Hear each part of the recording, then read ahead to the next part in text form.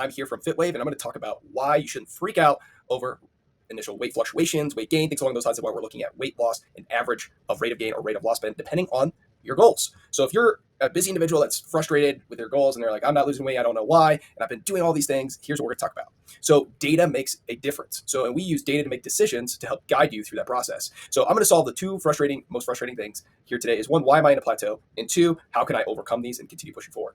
One, why you're in a plateau. You're probably not tracking the data correctly. We're not seeing results because we don't know what we're actually shooting for. We're throwing darts at the dartboard. And so instead of trying to hit the dartboard, we're trying to hit the bullseye. So let's talk about it. So first things first, this is a client. I'm going to pull him up specifically to talk about overall rates of gain, rates of loss, and why these matter for you more than just looking at weight fluctuations. So let's talk about maintenance calories first. Maintenance calories is a tracking of nutritional data to understand how much calories do I need so that I don't lose weight, so I don't gain weight, etc. Based on physical activity. That would be like steps per day using a Fitbit tracker or Apple Watch or something along those lines, all integrated into our app. We do everything from one place.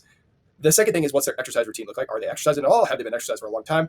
And then lastly is, what's their diet like, right? So how much food have they been tracking? So typically, number one plateau is they haven't been tracking their food. They're just kind of eating all over the place and not portion controlling. We start there first.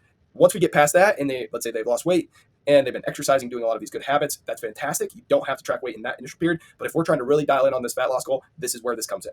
Okay. So this individual came to me and said, hey, Austin, I'm frustrated. We've been, essentially working out for a significant, or I've been working out for a significant period of time. I want to lose fat. I want to get into better shape. I want to feel better and look better. So this is where we solve problem two. So we started tracking here for about a week here. So looking from essentially March 21st, ultimately to April 1st. This is kind of like our timeline. And then we decided on April 1st, we're really going to start talking about weight loss. And initially, right away, there was a big drop in weight. And then we saw an influx of weight here over a short period of time. So this is where we're looking at rate of loss versus rate of gain is important. Rate of loss means an average rate of weight loss over a period of time. And this is ideal for individuals who are trying to target fat loss. Fat loss is a slow process. That's why we see fluctuations upward and downward. And it can be a head game. So let's not get into that head cycle and show some clarity within this. So first things first is identifying, like I said, nutrition. What do we need to identify from a nutrition standpoint? We need to be in what's called a calorie deficit. How much of calorie deficit is dependent on the goal. So I like to go in a slower approach so that's more sustainable. Some coaches, unfortunately, do a crash diet. Please avoid that.